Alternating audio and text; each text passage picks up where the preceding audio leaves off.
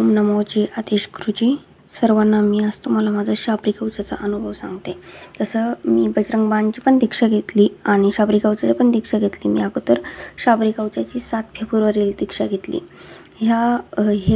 अगोदर पण मी शाबरी कवचाचे पाठ करत होते। नवरात्रामध्ये सकाळी 41 आणि संध्याकाळी 41 असे पाठ केले मी पूर्ण नवरात्र।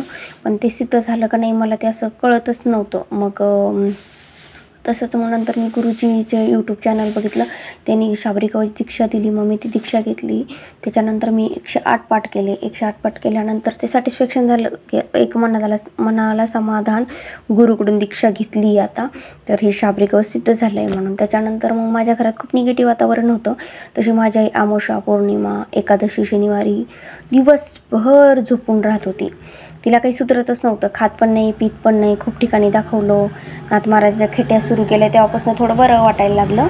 पण नंतर मग दीक्षा घेतल्यानंतर मी काय केलं, गुरुजीने सांगितल्याप्रमाणे तावीज दिलाय तिला, शाबरी कवचाचा तावीज बनवून दिला आणि संरक्षक गोप दिला। तर तेव्हापासून ती बऱ्यापैकी तिचं झोपणं पण कमी झालंय। आता ती नाथ महाराजांचं म्हणजे पहिले ती झोपायची, पण आता ती अमावस्या, पौर्णिमा, एकादशी, शनिवारी दिवशी ती आता नाथ महाराजांचा जप करते। हा झाला हा अनुभव। तसं आमच्या घरात आमच्या घरात निगेटिव्ह एनर्जी होती, असं ते माइंडसेट पण झालेलं आहेच तशी आईला बरं नसल्यामुळं तसं। पण मग ते कोळं 15 ते 20 दिवसामध्ये पूर्णपणे सडायचं।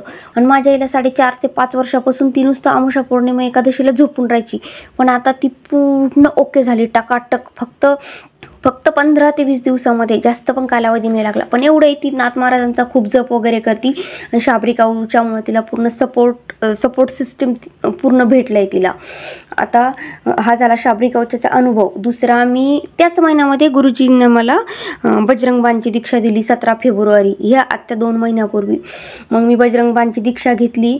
मग मंगळवारी मी तो पाठ करायचं ठरवलं, सगळं विधी केला वगैरे, सर्व म्हणजे पूजाचं सामान वगैरे तयार केलं, नैवेद्य वगैरे तयार केला। मग संध्याकाळी बसले, पण ते करायला अगोदरच असं निगेटिव्ह वाटायला लागलं, रडायला यायला लागलं।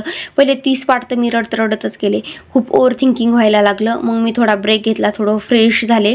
नंतर नाथ महाराजांची आणि मारुतीरायांची माफी मागून ते पाठ कंटिन्यू करायला लागले। मग 60 पाठापर्यंत केलं। मग थोडं आणखी रिलॅक्स, थोडं बरं वाटायला लागलं। नंतर मग 95 पाठापर्यंत गेले मी। मग माझ्या पाठीला असे गरम असे काटे यायला लागले। मग ते पुन्हा मग खूप त्रास व्हायला लागला, म्हणजे बसताच येत नव्हतं मला 95च्या नंतर। कसं काय, मी 108 पाठ केले, आरती केली। नंतर ते पाठ केल्यानंतर मी दुसऱ्या दिवशी पूर्ण विधी वगैरे केला, पूर्ण समाप्ती व्यवस्थित केली। पण ते पाठ केल्यानंतर मला ते बजरंग बाणचे सॅटिस्फॅक्शनच होत नव्हतं। मग मी काय केलं, लगेच शनिवारी दुसरा पाठ केला।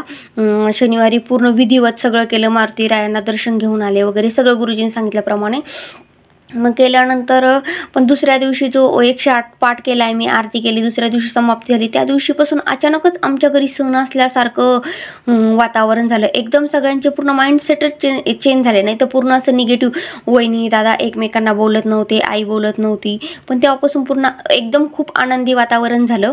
आणि पहिले 4-5 वर्षापासून आम्ही खूप ग्रस्त होतो, इकडे हिंड तिकडे हिंड, 5-6 लाख रुपये गेले आमचे। आम्ही खायला मौताज झालो होतो अक्षरशः, एक वेळेचं जेवण भेटणं खूप मुश्किल झालं होतं। पण नाथ महाराजांची सेवा करत असल्यामुळं सगळं ठीक व्हायला लागलं।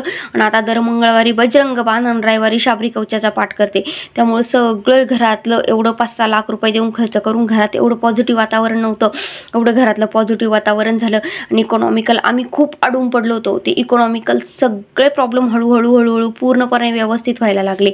आणि माझ्या घरामध्ये एकच खूप आनंदाची गोष्ट की सगळे खूप आनंद, रोज एक नवीन म्हणजे सण कसं असतो तसं एकदम सगळ्यांना हसून बोलून असं वातावरण झाले। मला बजरंग बाणचा तर खूप जबरदस्त अनुभव आला आहे। हा माझ्या घरच्यांसाठी हाच माझा खूप मोठा अनुभव आहे। यामध्ये म्हणजे गुरुजीने एवढं प्रॉपर सांगितल्यामुळे एवढं सगळं काही करू शकले। नाथ महाराजांची सेवा करत असताना एवढं उच्च कोटीचे मला नाथपंथी गुरु लाभले, हेच खूप मोठं माझं भाग्य। आज मी बजरंग बाण आणि शाबरी कवचाचे एवढा अनुभव स्वतःहून सांगते की तुम्हीही दीक्षा घेऊन तुम्ही बजरंग बाणचा पाठ करा, स्वतः अनुभवून स्वतः सिद्ध व्हा. गुरुजी तेच सांगता की स्वतः सिद्ध व्हा, स्वतः सिद्ध व्हा. खरंच दीक्षा घेऊन स्वतः सिद्ध होणं हे खूप गरजेचं आहे. मी ते स्वतः अनुभवलं. त्यामुळे सर्व नाथ भक्तांना माझा सतनमो द्या, सतनमो आदेश.